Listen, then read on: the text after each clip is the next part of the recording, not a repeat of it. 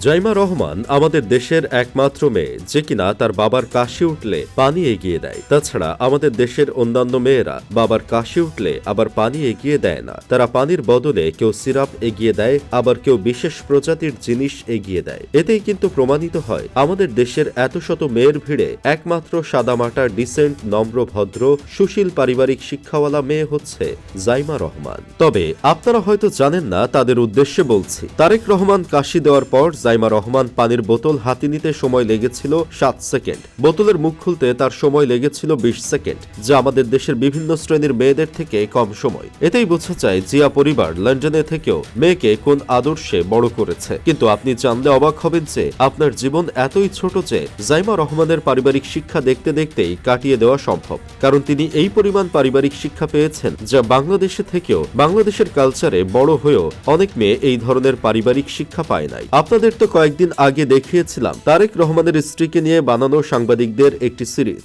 যার নাম ছিল জোবাইদা রহমান এখন কোথায়। সেই সিরিজে জোবাইদা রহমান বাংলাদেশে এসে কি কি করছিল, কখন খেয়েছিল, ঘুমিয়েছিল, সেই সব দেখানো হয়েছিল। আর এখন সেই সিরিজের দ্বিতীয় সিজন হিসেবে আমাদের দেশের সাংঘাতিক ভাইয়েরা নিয়ে আসছে জাইমা রহমানের পারিবারিক শিক্ষা। আর সিরিজ এতটাই মানুষ পছন্দ করেছে যে সবাই আপাতত এই সিরিজ নিয়েই আলোচনা করছে। এটাই আমাদের দেশের আরেকটি পাপ মুক্ত সিরিজ, যে সিরিজটি আপনি পরিবারের সামনে বসেও দেখতে পারবেন। কেননা এই সিরিজে দেখানো হয়েছে জাইমা রহমানের লন্ডন থেকে দেশের আদর্শে বড় হওয়া, আরো দেখানো হয়েছে তার পারিবারিক শিক্ষা। বিদেশি কালচারে বড় হয়েও কিভাবে দেশি কালচার ধরে রাখা যায় সেই সবও দেখানো হয়েছে এই সিরিজে। তবে প্রথমেই এই সিরিজ শুরু হয়েছিল জাইমা রহমানের দেশে ফেরা নিয়ে। আমাদের দেশের সাংবাদিক ভাইরা সিরিজের শুরুটা করছিল এই নিউজের মাধ্যমে। জাইমা রহমান এয়ারপোর্ট থেকে হেঁটে হেঁটে আসছেন। এয়ারপোর্ট থেকে জাইমা রহমান যে হেঁটে ফিরছেন, এটা খুবই অবাক করা একটা ঘটনা। আসলে তার তো উড়ে উড়ে ফেরার কথা ছিল।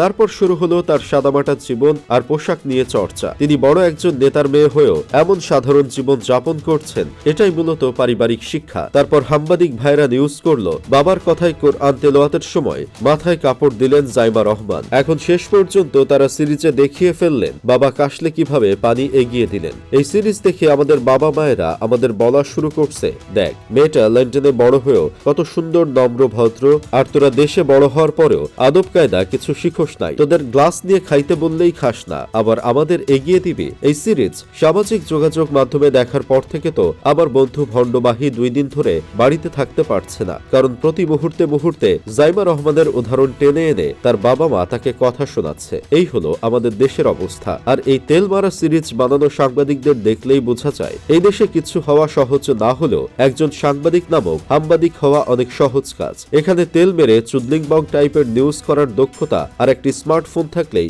সাংবাদিক হওয়া যায়। এজন্যই এখন সাংবাদিকের মতো সুন্দর পেশাদারী মানুষকে লোকজন বলে সাংবাদিক হচ্ছে শুক্রাণুর মতো, হাজারে একটা মানুষ হয়।